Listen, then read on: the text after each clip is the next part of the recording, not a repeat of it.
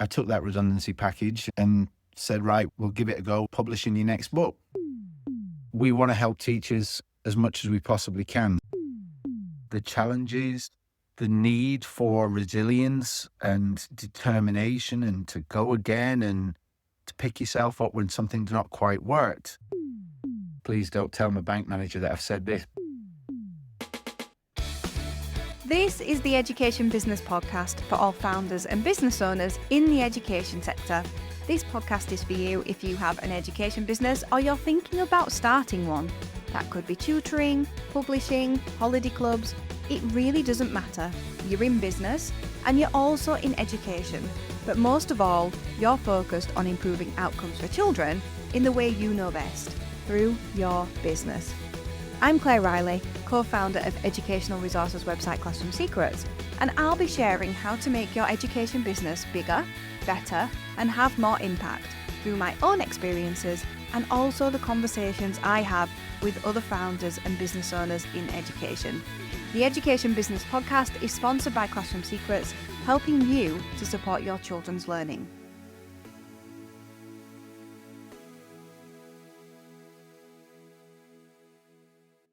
Curtis, welcome to the Education Business Podcast. So Curtis and I actually met at an event in Leeds for education businesses. And I thought it would be a great idea to bring Curtis on the podcast because I know he has a lot of insights that are going to help you all. So Curtis, your journey into education business was not necessarily the standard route, which is go into teaching, hate it, or feel so burned out that you've got to leave and then figure out that you could do some kind of business and then go into it that way.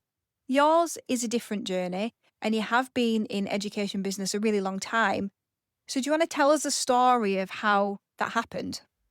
Hi, Claire. Thanks for having me. I suppose, like most business owners, the journey to where you are today is quite a windy one. My parents were both teachers. My father was head teacher of schools overseas. I was born in the Bahamas and grew up in the Cayman Islands, returning to England or coming back to England when I was 13. Essentially, I didn't follow the path into education. I ended up moving into IT, and I was a database analyst and project manager, working on large projects for the Highways Agency. And in my 20s, I got the opportunity to take a redundancy package. And my mum had written a book, which I knew she was only getting paid pence for by the council that had printed it. And so I took that redundancy package and said, right, we'll give it a go at publishing your next book. And everything was just about trying to help as much as possible, really. We saw that there was a demand for training. So we started to look at putting on training courses in hotels, and it was very much learning on the go, but not really with an idea of establishing a business per se. It was just about trying to help as much as we could. And by 2004, we took the leap and opened our first small office and took on our first members of staff. But up to that point, it had been very much a case of my wife and I on an evening stuffing envelopes with flyers and packaging books and sticking on stamps and then doing the run to the post office every Saturday morning, right the way through her second pregnancy. My wife was sat there working till midnight every night alongside me. And this was in the days before social media. So even email was in its infancy, and trying to get past the gatekeepers in terms of the administrative staff in schools with an email was nigh on impossible. Forget trying to email a teacher directly at that time. So it was very much a manual process, really. But by 2004, we started to basically be able to afford to take that next step. And in early 2005, I gave up the IT consultancy and started to work on the business full time. Thanks for sharing that. you mentioned that it was all about helping. And I think that's how the best businesses are started, aren't they? Even if you are a teacher and you leave the classroom desperately wanting to get out of teaching, you're usually driven by helping the teachers that you've left behind. I've certainly heard from lots of teachers that they feel guilty about the teachers that they've left behind. And I know that it's not the same in your case, but you also wanted to help teachers. You wanted to help your mum, but you also wanted to help the teachers that she could help as well. And I just loved the fact that it's been a family affair. I think so many people can relate to that, where everyone gets involved. It's very much like that in the education space anyway.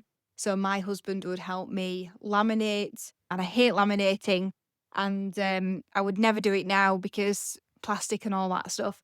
But he did help me prepare the worksheets for the next day and trim them down and help me laminate things and displays and all that kind of thing. And it is a family affair. And then since we went into business, it's also been a family affair. My sister's been in the business, my mum has been in the business, and obviously we do it together as a couple. So I resonate and relate to that, and I know many others will be the same.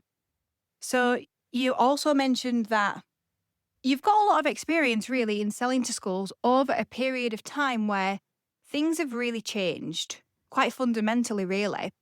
So I'm interested to know from your perspective, how has selling to schools changed while you have been in education business?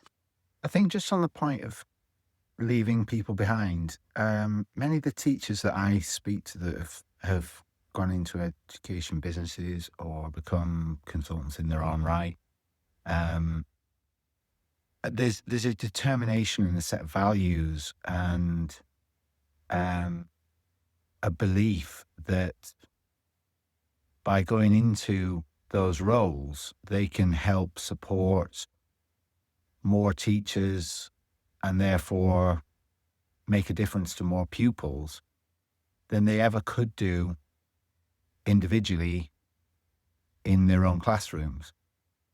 Sadly, a lot of teachers are leaving the profession, pursuing completely different careers.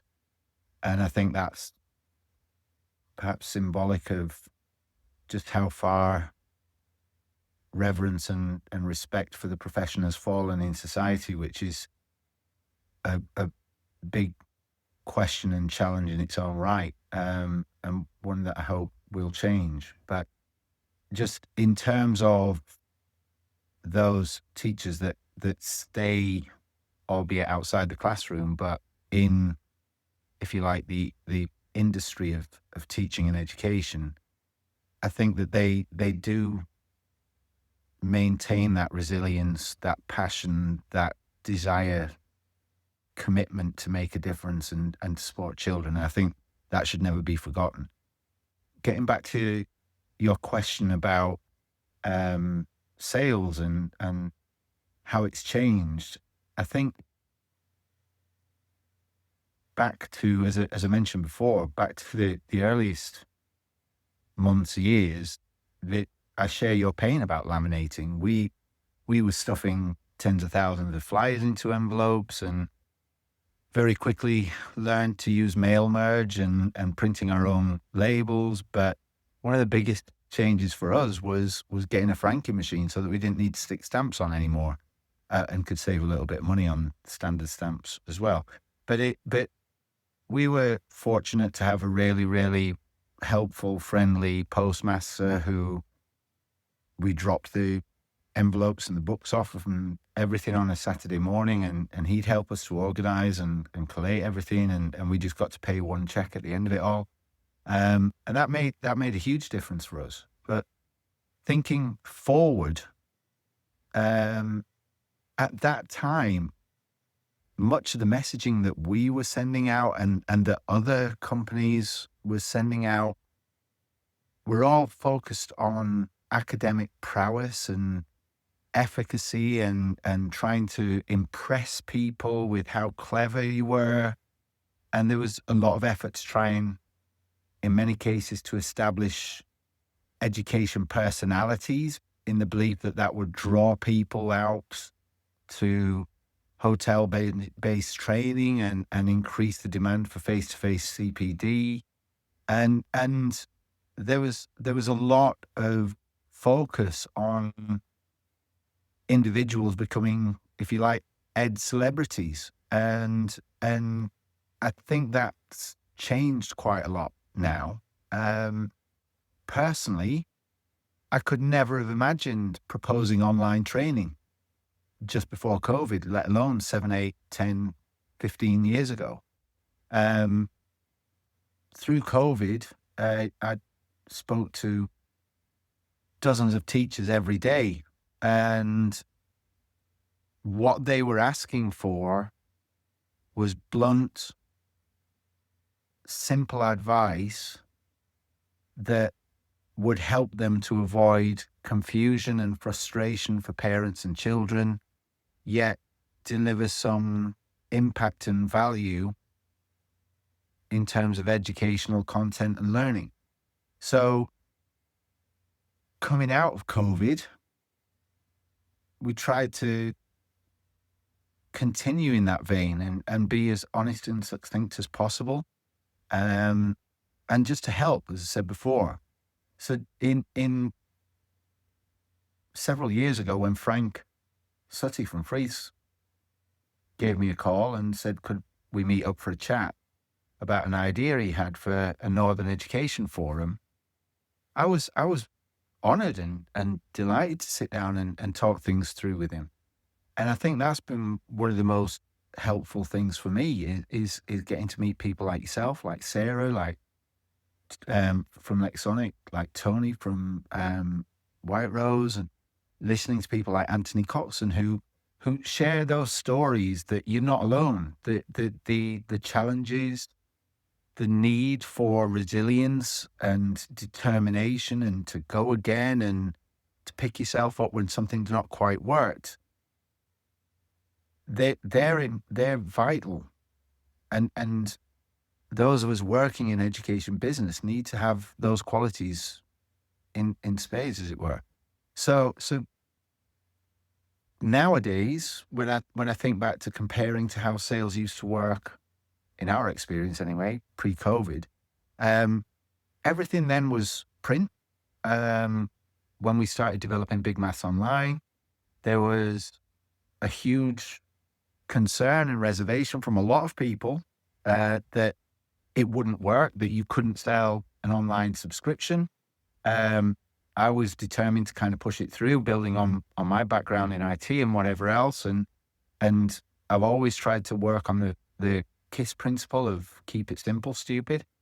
But there were a lot of questions and a lot of challenges. And even when we started introducing things like our Learning Gaps tool, which at the time I'm confident that no one else was doing, I was told that would be insulting to the profession by several people, and that's what teachers do.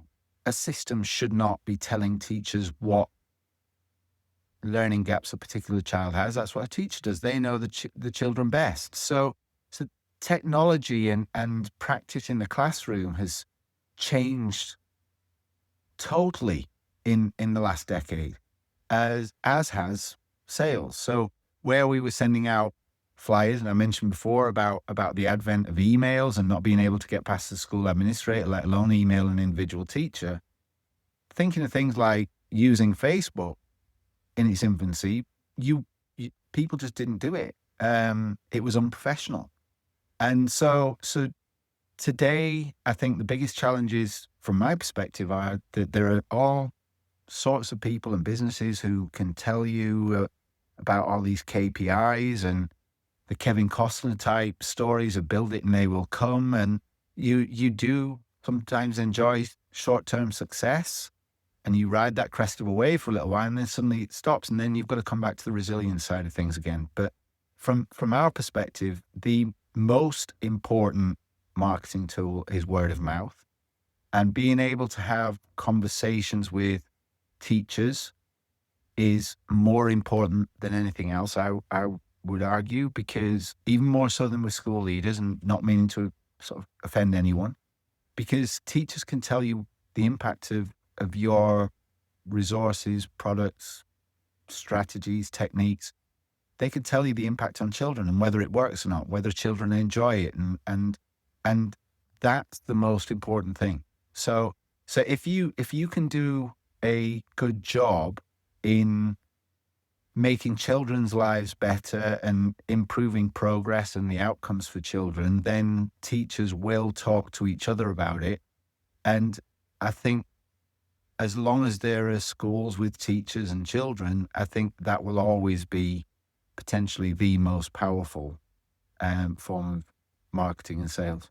So the bottom line is talk to teachers, find ways to talk to teachers to find out if what you're doing is helpful and to get insights from that. And I guess that's always been the case. It's just that now it is easier to find real teachers who are not necessarily in the school down the road, and they group themselves together in groups on Facebook, which is really, really helpful. I just want to circle back to the story of you starting out in business, and you came into business with project management experience. How has that helped you in your business journey? I think it's both helped and hindered in a strange way. In my previous life, as it were, I was very much working within project management circles. So it was all about using accepted methodologies, and it was very much stakeholder management. The big challenge was always making sure that you'd included all of the necessary detail to get your project signed off and approved in the first place. And then it was a case of delivering on what you said you were going to do. In terms of the move into running our own business and education, it was a hindrance in many ways because I genuinely wasn't prepared for the culture shift, the different environment and education, working with head teachers, school inspectors, parents. It's incredibly emotional by comparison. There's a lot more subjective, objective conversation and consideration, and often trying to work through and think about essentially using milestones and whatever else wasn't always possible, let alone appropriate. And I think the biggest learning was coming to realize how seasonal education is. So whether that's budget, whether it's the focus of teaching staff in terms of either Christmas, Easter, summer holidays, there's so many different considerations that need to be incorporated into whether it's a new publication, a new system. So yes, I can fall back on a lot of the experience that I had in terms of project management and that skill set. But a lot of it was actually not that helpful, because what I needed to really recognize and learn was that communication was far, far more important, and delegation, listening to others. I made quite a few mistakes, as a lot of people do. I tried to be, because it was a new business and it was working with family, and tried to be too friendly a lot of the time. And we ended up spending a lot of money in terms of products that would take a hell of a lot longer to develop than they arguably needed to. So it's been a journey, and I think that the one thing that has helped to get through is possibly the serenity prayer, and becoming good at accepting the things that you can't change and having the courage to change the things that you can. And as I said before, the KISS principle of trying to keep it simple, stupid. So having project management experience is useful, but I genuinely don't think that for someone who began their career outside of education, I don't think there's much that you can do to prepare yourself for the world that is education and education business. Do you teach children as part of your business offering? Have you considered using resources from Classroom Secrets? At Classroom Secrets, we're always adding new resources for a range of subjects, and we're keen to hear your suggestions for resources too. We know that you didn't go into business to work more hours than you did in the classroom. You went into business to give you freedom. Let us help with that. Visit classroomsecrets.co.uk to sign up. Oh, we've been too friendly as well. Way too friendly. And what doesn't help is when you bring people into the business that you already know.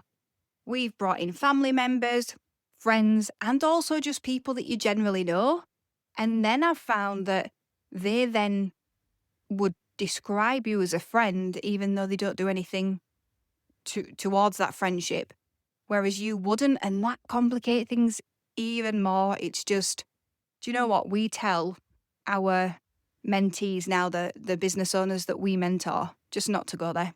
We just discourage them from it because it's not something I would want to repeat. And I just think it was interesting. You just mentioned seasonality at this point. So right now, I am planning out exactly when I'm going to launch the 2 podcasts this year. One is the Teachers Podcast. The other one is this one, the Education Business Podcast. And all of it is around the school holidays and how do we get it out at the right time, what a teacher's going to be thinking about. And it turns out that I'm going to end up launching the Teachers Podcast later on in the year than I would like. But it's all because of the school holidays. And when you think about it, in teaching, in education, there are actually only 39 selling weeks in the year.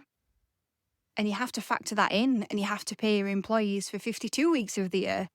But you only have an opportunity to sell things in those 39 weeks. And so it's about being able to use your resources most efficiently at the right times, I guess. Just thinking about your business now. So my understanding, and I might be wrong, so correct me if I am, is that you've got a maths product that changes the approach to maths in that you do very small steps that then you build upon. And you've looked at the curriculum and you've kind of said, actually, you can't do this until you've done that. And it starts from a very early age. And so from a teacher's perspective, they might find that a hard sell, particularly to maybe the senior leaders in schools, because it's a different way of doing things. And in education, we find it hard to accept a different way of doing things unless it's coming top down. So with that in mind, how have you found it educating prospective teachers and schools on the way you do things and why that is better? Have you had to do anything differently? How have you helped them understand why they should buy the product? It's a strange sort of situation to look back for me. I think going back years ago, our messaging and our marketing was very academic. It was almost, we were always trying to impress people and overcomplicate things. In essence, Big Maths is based on 2 simple principles. The first is that when you know what a child knows, you know what to teach them next. And the second is that you should always focus on basic skills before moving on to wider maths content. So those messages are actually quite easy to communicate. But going back to the seasonality, one of the things that people don't tend to really talk about that openly is how difficult that is for children. So traditional mainstream, if you like, approaches now, it's all mastery, isn't it? So turn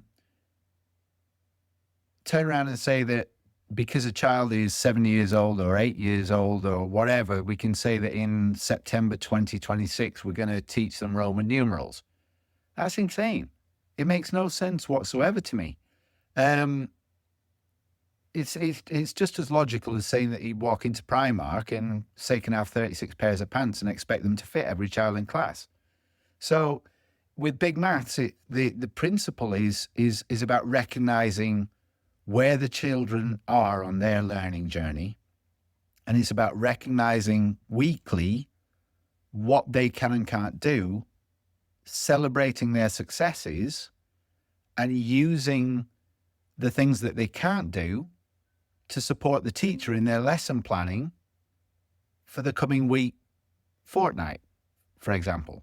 So the way that Big Maths works, we've got a framework of over 1,200 small steps of learning that go right the way from nursery, sort of preschool, right the way through to post year 6, primary 7 in Scotland. So those steps are then organized into what we call progress drives. So everyone recognizes place value, for example. There are 5 steps to mastering place value. Begin with partitioning a 2-digit number and then a 3-digit number, 4-digit number, etc. So over the 6 years of primary school, there are only 5 steps to cover.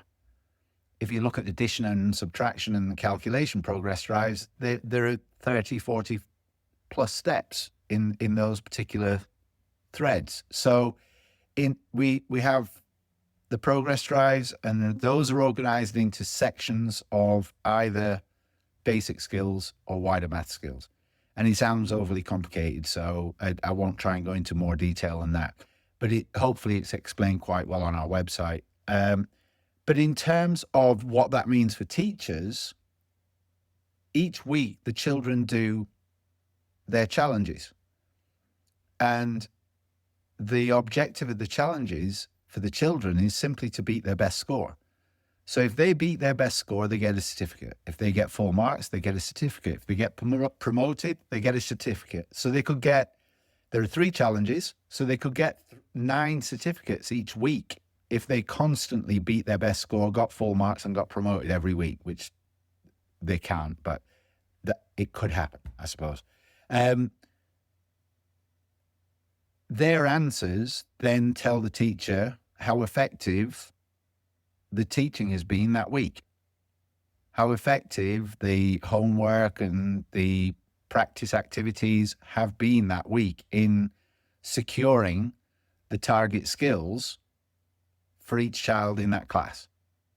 Now, the beauty of Big Maths, which is often, I suppose, as you alluded to, the perceived challenge and difficulty of Big Maths, is that it's about an individual child's answers and rate of progress and attainment and their learning journey.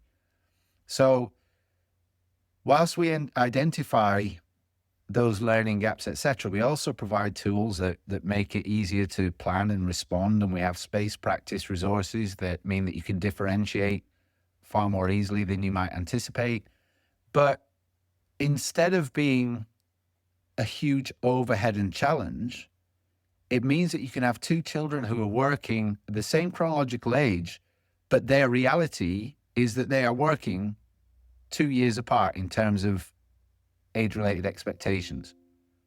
In most other approaches, I think all other approaches that I'm aware of, there's no adaptation to recognize that and support the teacher in addressing that reality.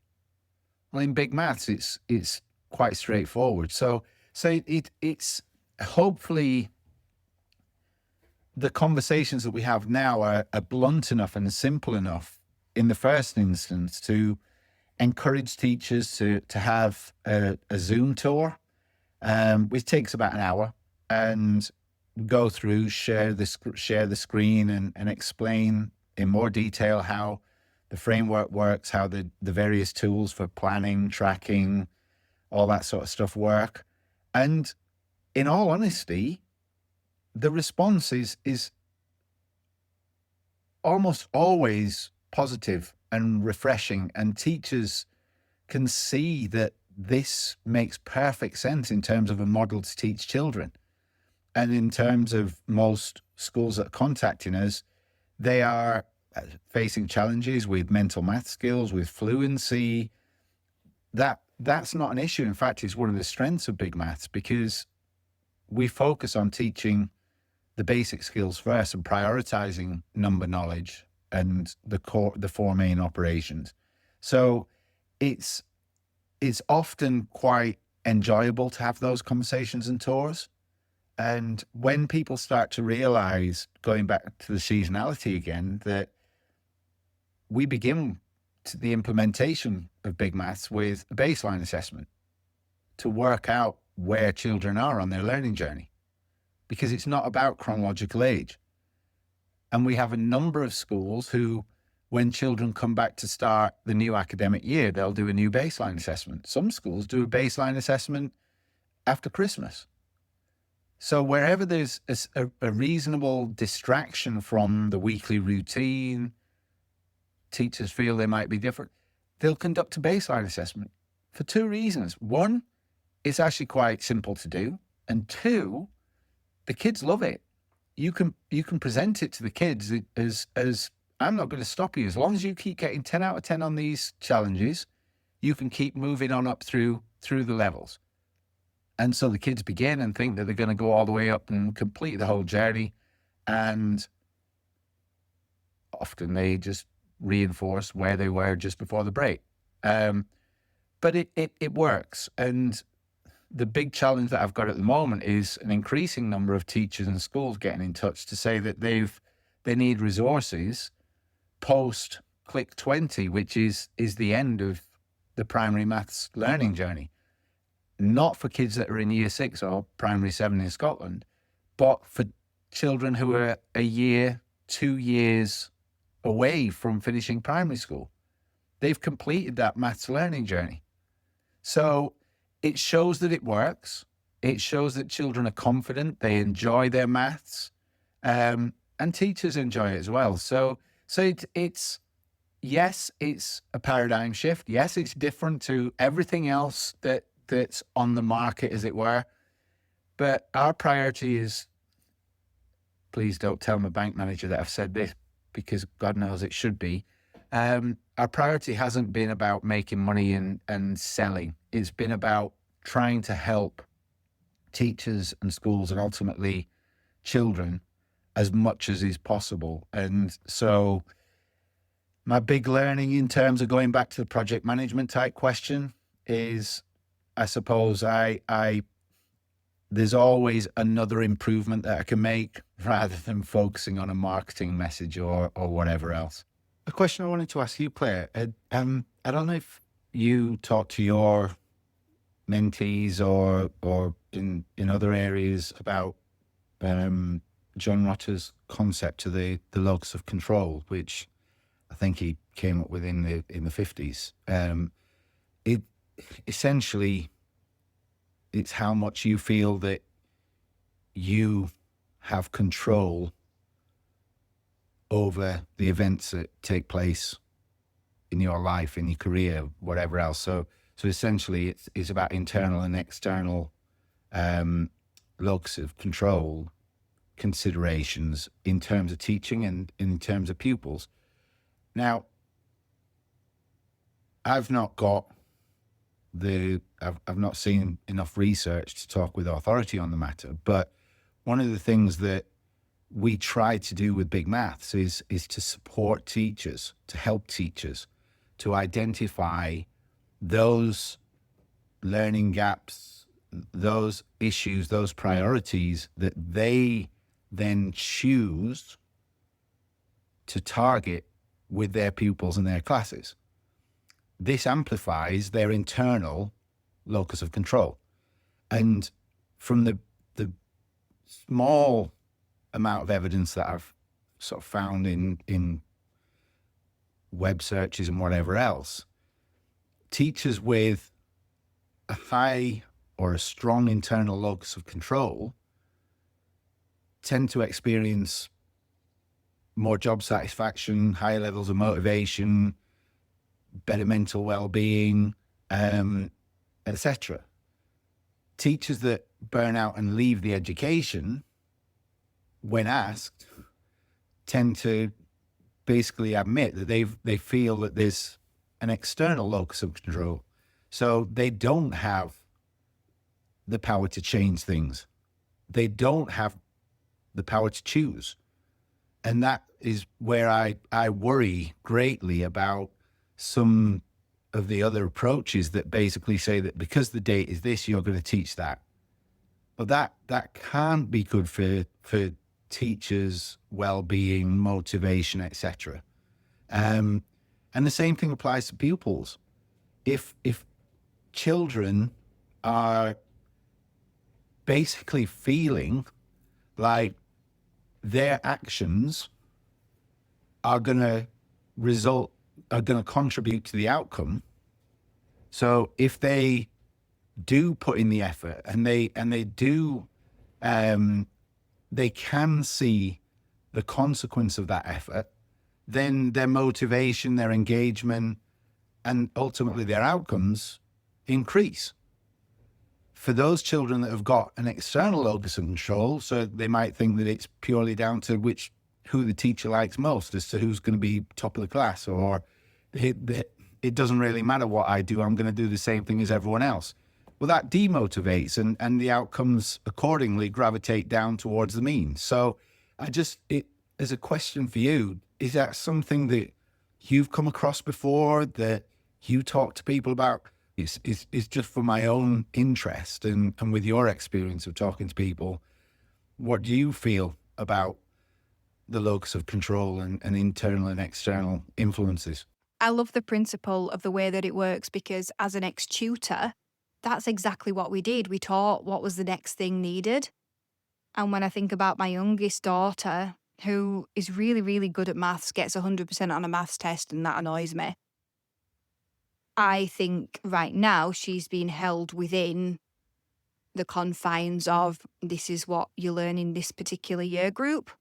And really, it's my mission to figure out, from a parental perspective, how I can then make sure that she is not confined because she's bored and able. In terms of the model, I'm not familiar with it from the perspective of the name of the person, but I think it's real, and I do talk to many business owners about it. I think really this is what personal development teaches you. If you feel in control, you have more hope, and if you have more hope, you're more likely to take the actions needed to be successful in business. It's never occurred to me really how teachers could teach better using that mindset, but I think that's amazing, because a couple of years ago, I wanted to start doing personal development for teachers. And it was probably all about feeling like you had control rather than other people. I've got podcast episodes on it that I've never published for a podcast that I never published, because I think I realised that teachers in general are not ready for that, because most teachers do think that things are out of their control and that it's the outside coming in rather than the inside going out. So I completely agree with what you're saying. I don't have sort of the scientific evidence either, but it makes so much sense to me, and it's why I actually believe that a personal development program for teachers would be absolutely amazing. The tricky thing is, when teachers are already pressed for time, there's a right time and there's a wrong time. And I've done a lot of personal development myself. But here's the thing. I decided to do that because of a problem I was struggling with, and then I went and found an answer, and it went on from there. Then I looked for another answer. If somebody came along to me and said, you need to stop having a victim mindset and you need to change your mindset, I wouldn't have been very open to that, especially when I was a teacher, because the world was on top of me. I was so under the weight of everything that was going on, which was difficult. And so it's how you help teachers to make that shift. I think that would change teaching fundamentally, if we could get to a place where it's a normal thing for teachers to basically have more of a growth mindset and be able to pass that on to children as well, because it's something that Ed and I talk to our children about a lot, knowing that we didn't have that as children because it wasn't really the kind of thing you did then, and that they probably won't have that at school either, that they have the power to choose. And we talk about that a lot, about choosing to find the lesson interesting, choosing to not let something affect you. Curtis, Thank you so much for all of the insights that you have brought to the podcast today. Before we close, what have we not talked about that would be useful for education business owners to know? I think the point that you made about your daughter is quite pertinent. It's something that we've been concerned about for quite a while. We've just launched a new home learning site which allows parents whose children don't attend a big maths online school to subscribe and basically utilize some of our challenges and resources to practice those key skills that they have learning gaps for. Schools that use big maths and have a big maths online subscription get access to the home learning site for free. And one of the main concerns that I had when we were developing it was that we might establish a degree of conflict or provide parents with ammunition, if you like, to question and challenge their teachers about why children were on a particular challenge level, for example. So I'm really pleased that you've mentioned about questioning or challenging the feeling, because you have to ask with such a pressurized environment in classrooms for teachers, with too much to cover in the curriculum, with perhaps overly prescriptive schemes in some subjects, all subjects, whether the ceiling for children is artificially maintained by the expectations of a particular scheme or by a particular statement in the curriculum, and how often we genuinely have conversations about gifted and talented children. Just last week, I had an email from a head teacher saying that children in their school, a number of children in their school had completed our learning journey for big maths, which covers and goes slightly beyond the end of primary expectation. They'd completed it at this point in year 5. And what should we do for the remainder of year 5 and year 6? And the honest answer to that is that normally we would say, well, you focus now on the wider maths curriculum and those sorts of aspects. But when he said that they'd covered those as well, it's a genuine challenge for us, because it's an increasingly common question, and we are trying to develop additional content to extend through to the end of year 7, 8. But the systems are so completely different, so it's a big challenge. That said, we want to help teachers as much as we possibly can, so we'll continue to work on it. And I think, in going back to what you've teased us with, I think one of the things from my perspective is to encourage you to go back and revisit that podcast and see if you can release it, because that sounds like it would be an amazing resource for teachers to be able to access. I think when you're talking about making the shift, there are 2 or 3 factors that need to come to the fore. I think they need to be, rather than simply focusing on binary questions, if you like pay or working hours or whatever else. I think there are questions that are being posed about social respect and profile of teaching and much bigger issues than I can arguably contribute to. But in terms of talking about changing things, I do think that there should be more encouragement for teachers to have opportunity and expectation to be more autonomous, whether that's a particular amount of time during the week, whether it's a case of just experimenting and playing more. I know that the changes in the curriculum in Scotland and Wales have been at the heart of trying to establish more of that sort of behaviour. The review in England will remain to see what the results of that are, but certainly from our perspective, when a school looks to implement big maths, it all begins with a baseline assessment. And I tell all school leaders that they can expect to have a massive hissy fit in the staff room, technical description, because effectively it's an emotional roller coaster for teachers. They will identify in almost every school, every classroom, they will identify more learning gaps than they ever anticipated. They will identify a larger spread of ability, a larger gap to age-related expectations than they recognized. And at that point, I tell the senior leaders that they should say, right, that's exactly what we expected. We're now going to play a game of top trumps. Who's got the largest spread of ability? Who's got the biggest number of learning gaps? And to just reassure teachers that it's not their fault, because otherwise it's incredibly emotional for them.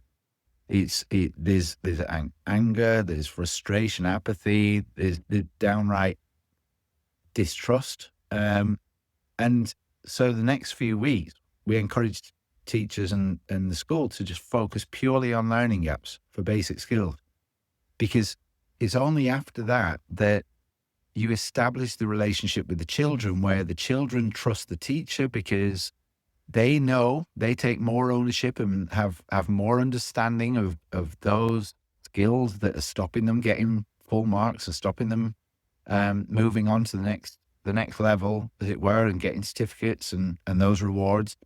So when they've identified for themselves that they're struggling with partitioning or with 3-digit division or whatever, and the following week, the teacher, as if by magic, says, right, so today we're going to do some work on partitioning.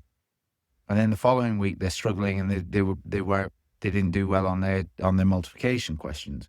And the week after, the teacher says, right, we're going to focus on these multiplication questions. That's the way that the Beat That system works. It's a responsive AFL model that means that the children actually engage, the attainment, the progress increases, purely and simply because suddenly the teachers are talking to them about their reality.